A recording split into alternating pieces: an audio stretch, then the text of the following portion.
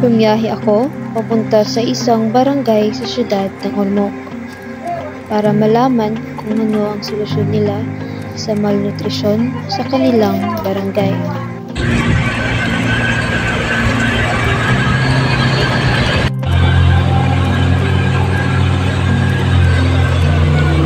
Problema ito ng ating lipunan, pero unang nanggaling pa rin ito sa ating barangay. Malnutrition.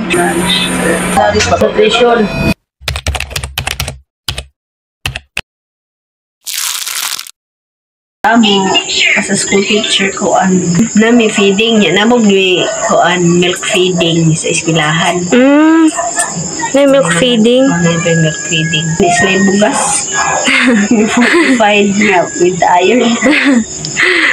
Pero sa una, kato yung diha mo magluto sa eskwelahan. Bitaw. Hapon kata sa una. Karon kay padaan naman lang sa mga bata. Datun sa balay. Kuan para sa malnutrition na may feeding program, monitor sa nami monitoring sa weight ug height sa bata, unya naasad mi panghatag nga gikan sa City Health nga vitamins ug Nutripack.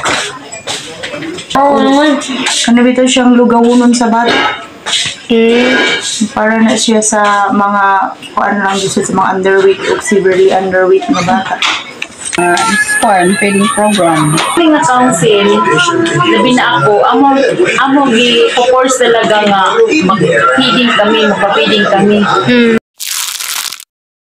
Ang amo underweight 8 naman lang good kabok, so low siya o gamay ra siya. Dati primero pala ako nag-internet kagawad, dako ko ang taas ngan kuanan malnutrition. Sa ngayon parang bumaba na. Kunti na lang. Kung naamang gani pagkaon dili ba nga pareha lang kompleto ba. Pagkaon pod kung naa healthy. Gani kuan di jud ingon nga healthy. Basta lang makakaon lang dyan. Basta lang kay naay pagkaon. Pero one dyan sa pagkaon. Kaya na may wala na may parents na hindi sila aware nga kanaday mga gipangkaon sa ilang mga anak, dili siya nutritious. Karon na ang mga nanay nga dulod wa tay pagkabana ba. Di sa pagkabana pag educate parents kini sila gay magluto ka ng mga gulay pudna sa mga ginikanan pa.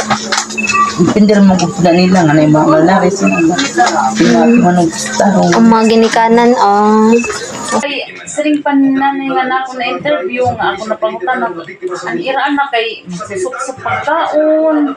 Unya dili da masyado na kaunhan mga gulay-gulay. Amo to era ako na problema era ana kay yantak na pagkaon. Ito. Okay. Nasi programa ba nga? Pati mga ginikanan maapil yung sinangan.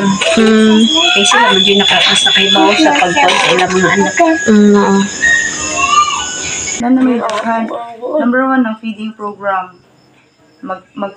Mag-feeding na ay tag 3 months. Kuan dyan na siya, successive dyan na siya. Kaya para masabtan kung ang bata ni kuan ba, ni improve ba ang iyang timbang. Unya, siya panghatag sa City Health nga vitamins. vitamins. May ferrous nga syrup, drops, na ay iron. Kaya para sa mga inana sa ila. K to 6. 5 years old and below. 5 years old below. Lima paubos na. Mga 5 years old pababa. Salamat. Salamat.